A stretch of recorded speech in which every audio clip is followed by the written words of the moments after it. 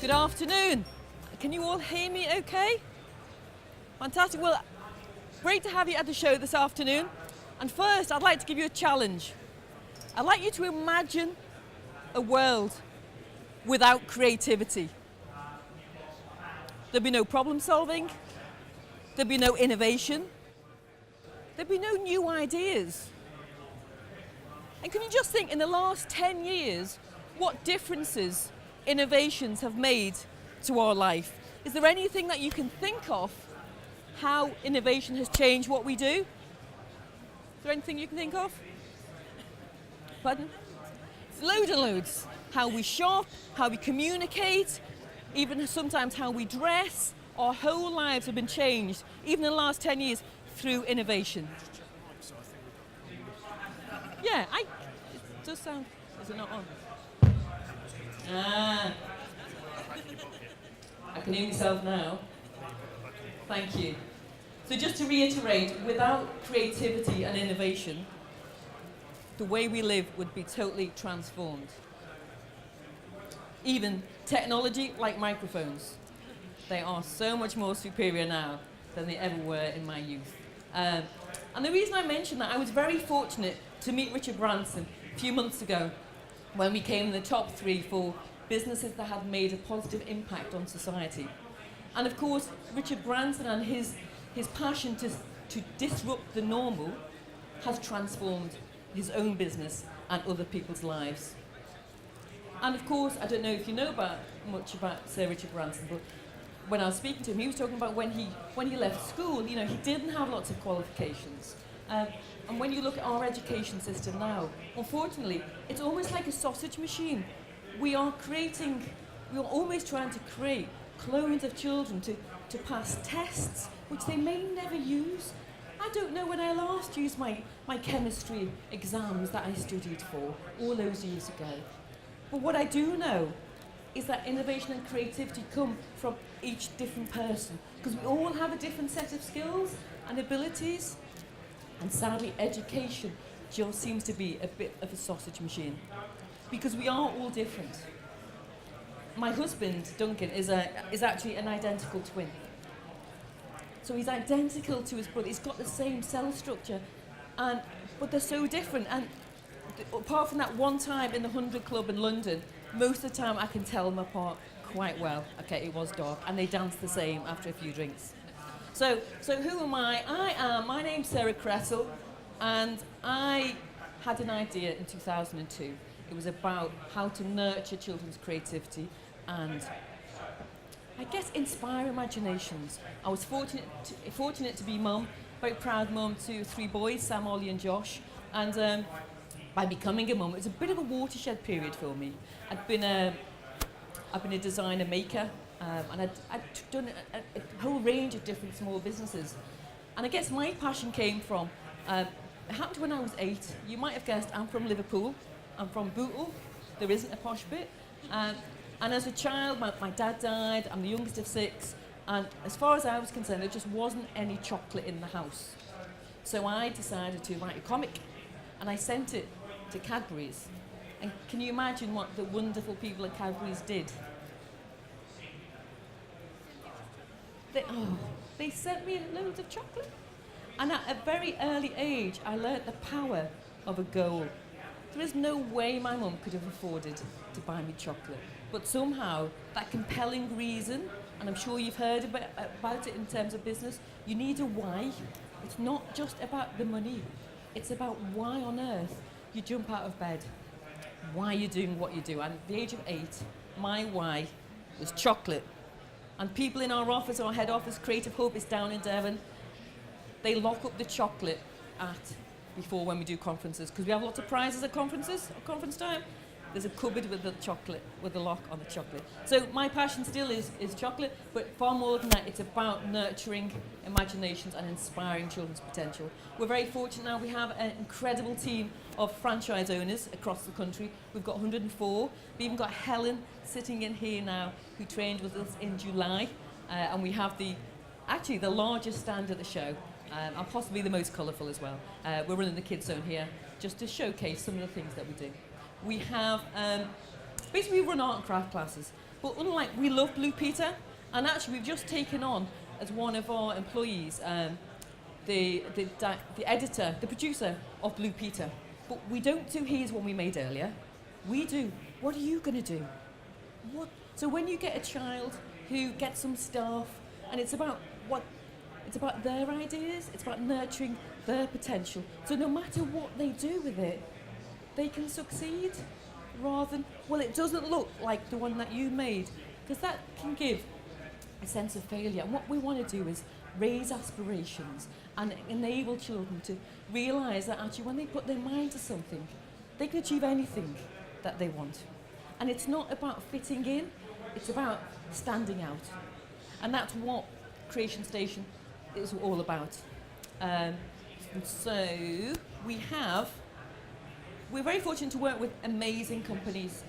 I've been operating for 14 years. We've inspired over 250,000 children, and we work in partnership with fantastic brands. So in 2 weeks' time, we are running Play-Doh Imagination sessions across the country. We're inspiring 12,500 children every week through our amazing franchise owners. And it's with Play-Doh. Last year we worked with Duplo and with Lego. And we're actually the only company in the country that can deliver creative hands-on experiences across the UK. And the reason we can do that is because we have great franchise owners. That's where the partnership comes in. This is our Play-Doh creativity. We've got a great designer called Simon. They run an amazing. They used to be the designers for done a lot of design work for Twitter. And if you think Twitter, there's no design there.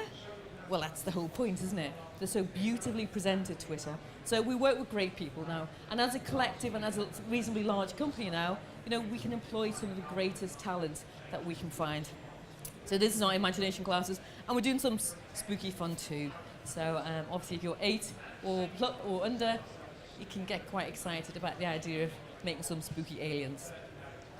Other things we've done in terms of our credibility and where we've come from, we obviously came in the top 3 for the Richard Branson Award. We've won Creative Play Award. And another thing I'm really proud of, our customers have rated us 5-star on Trustpilot. That's like the local, what's that site where when you go and visit a place with the owl? Yeah, it's like the TripAdvisor. So Trustpilot is our TripAdvisor for our customers because it's about reassurance and credibility, isn't it? We did an independent survey of our franchise owners. So that meant our franchisees filled in a satisfaction survey anonymously. And out of all of that, we got 5-star rating. We got 100% satisfaction for our training and ongoing support. And that was without any coercion of chocolate or anything. Because, as I've mentioned, we can't inspire children without our network. That means our network need support. They need looking after, they need some care, they need the resources, the knowledge, the know-how, and the ability to be proud of what they stand for. And that's where our head office team come into its own. We won the Best Franchisee Marketing Support Award a few years ago, and the runner-up was McDonald's, which obviously we were loving. And again, personally, I've won a number of awards somehow. I'm not exactly sure quite how. So this talk is all about the secrets of running a successful children's activity business. And I'd just like to start off, the potential is huge. And some of those reasons are, well, in terms of creativity, 6% of the GDP comes from the creative industries in the UK. And we employ over 2 million people, not us directly, not yet anyway. But if you think about it, where in the education system do we teach and nurture creativity? It's not on the curriculum. It's not even talked about. It's actually being crushed. So the potential for us to come in to support that is huge and is growing. And the other thing about having the privilege to work with children, we have an evergreen customer base. Because, of course, there's always children. There will always be children. And parents, any parents here in the audience? Parents? Okay. So it's important, isn't it? They're the most important thing in our lives. And of course, we want to give them the best and we want to do the best for them. So there is a compelling reason for a parent to inspire their own child. Another secret is about innovation. You know, when you invest in a franchise, it's a trust relationship. It's a trust relationship both ways, I believe, as well. You want your franchise company to be innovative. We've seen what's happened to the high streets and how brands just haven't been innovative enough or haven't been quick enough to see the changes. So one of the things we've done over the last 14 years was just understand our customer better. Not our franchise owners, but our customers as well. So when we started off with just like a toddler class, we were asked to run birthday parties. Okay, so we came up with a system to do birthday parties. From the birthday parties, we were asked to do family events. So we run family events. We worked with a children's centre up in Leeds, and they asked us to run baby classes to nurture parents, to help mums and dads connect with babies and people who foster children. So we developed a program called Baby Discover.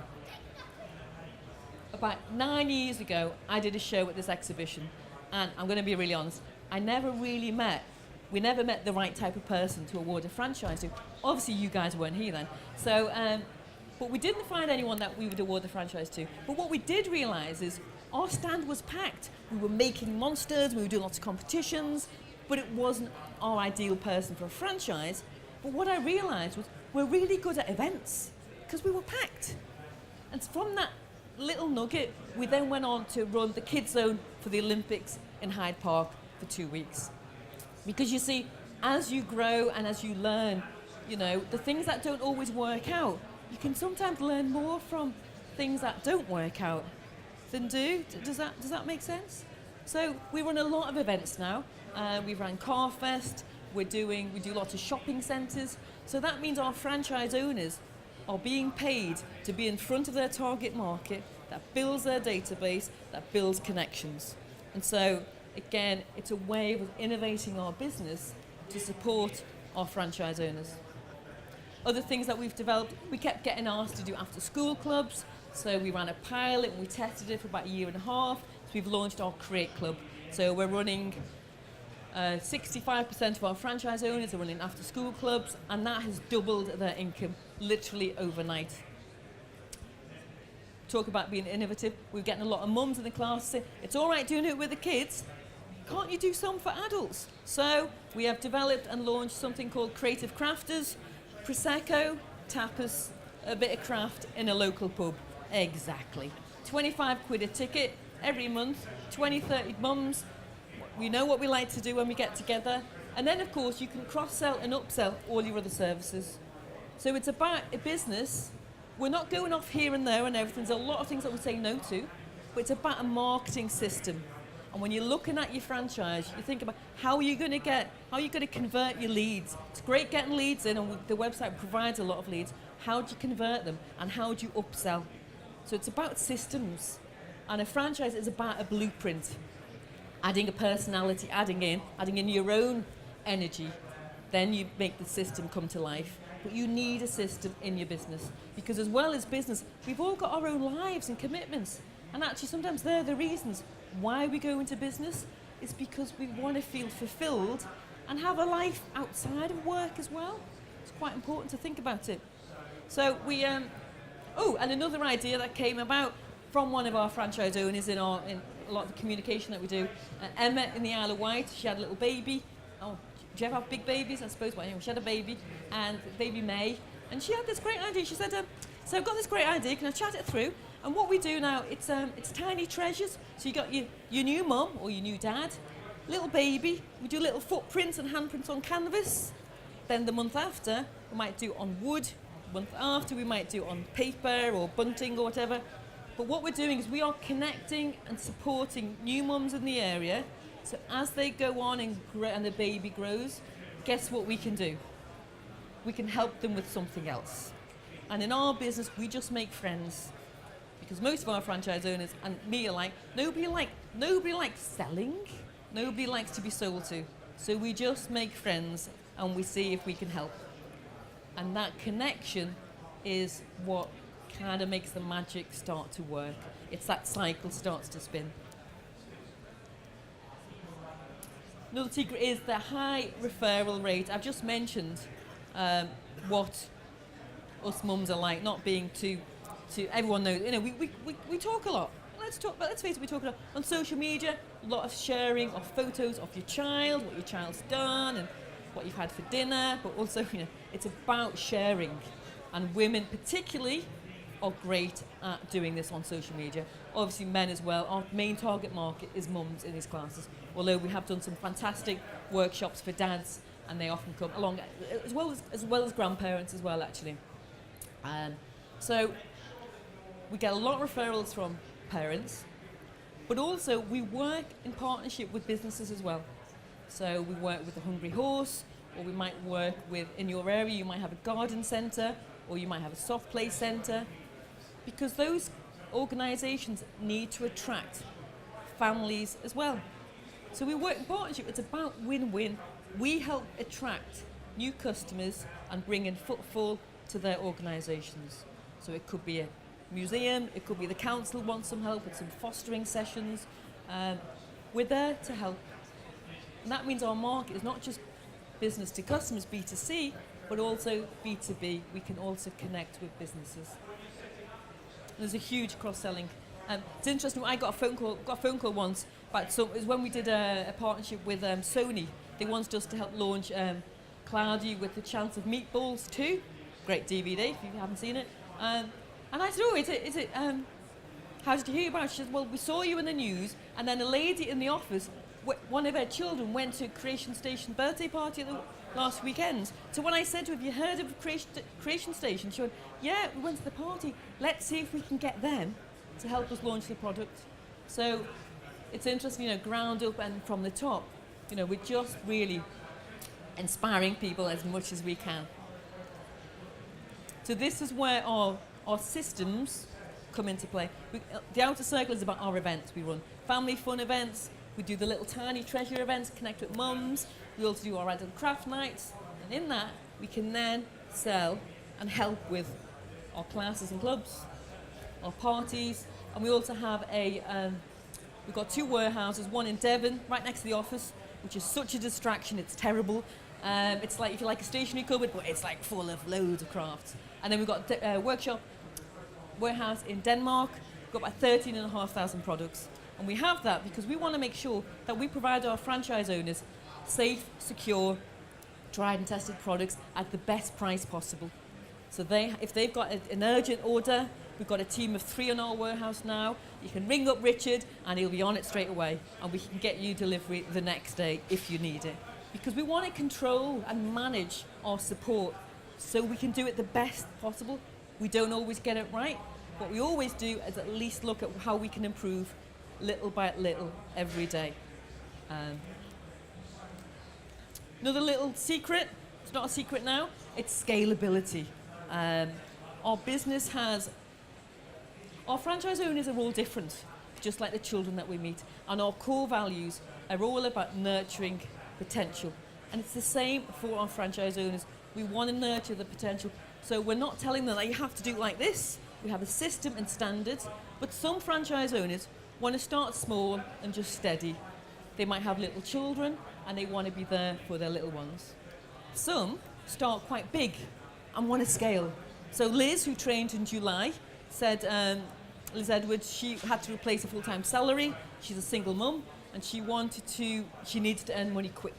So within about 3 weeks, you trained with Liz, didn't you?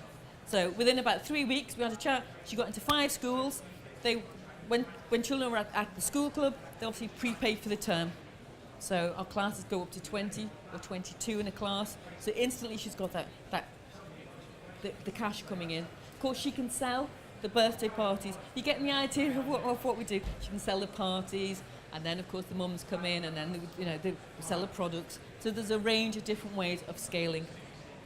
Also, you can start small and steady, and then scale when you're ready. Oh, I like the sound of that. It even rhymes. So we've got a lady, Liz Hagg in Portsmouth, who's been with us about 6.5 years now.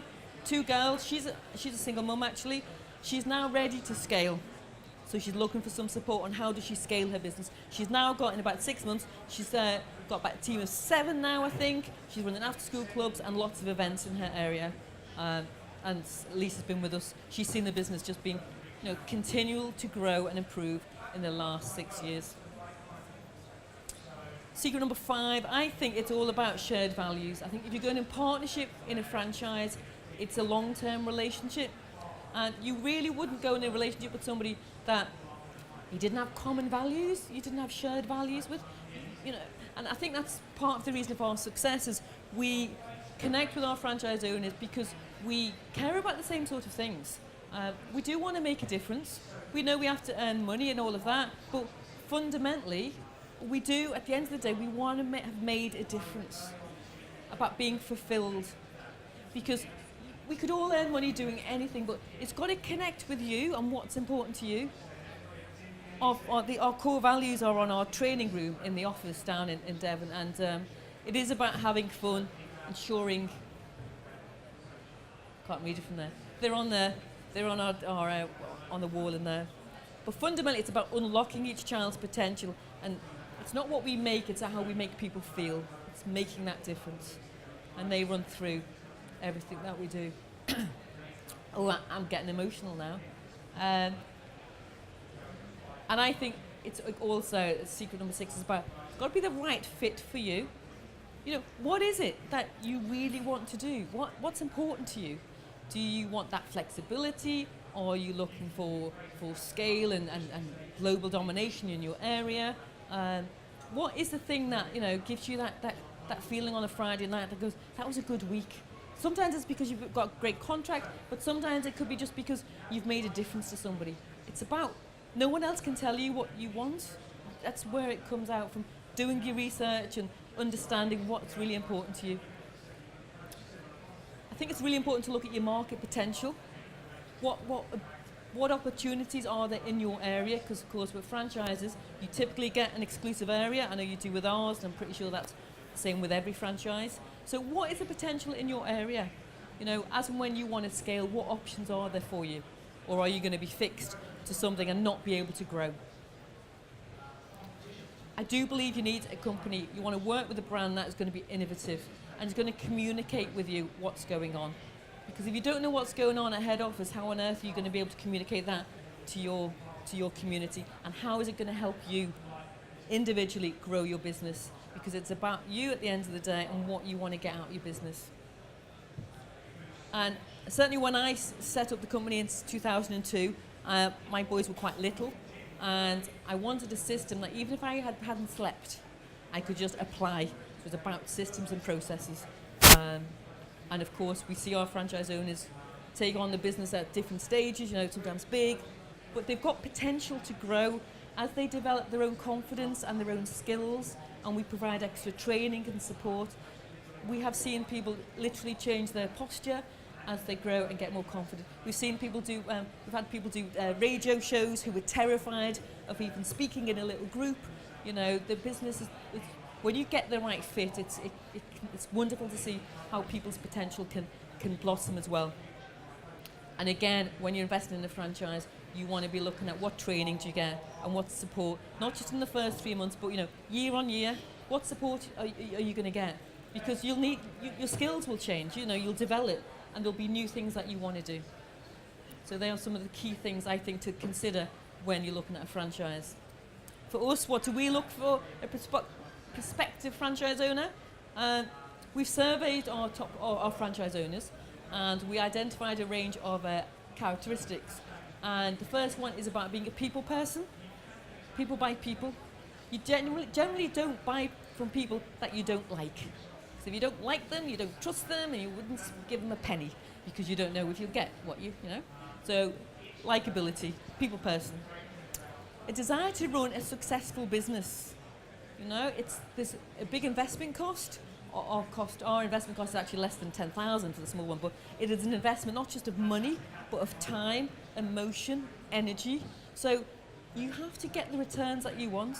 So the desire to run a successful business, I believe, is really key. And it's quite apparent that by the fact that you've given up a Saturday afternoon or Saturday to look at franchising, it's about being serious about running a successful business.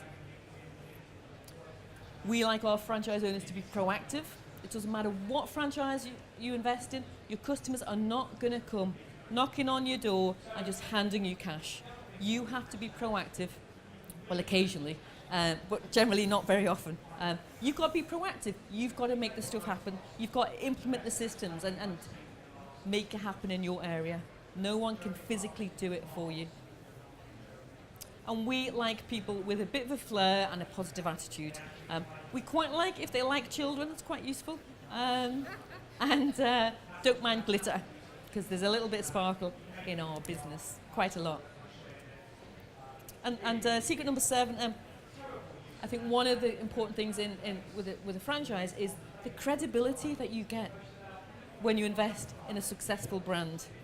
So obviously we've worked with some great brands. We've invested in Trustpilot, so we've got quite a few hundred of really great reviews.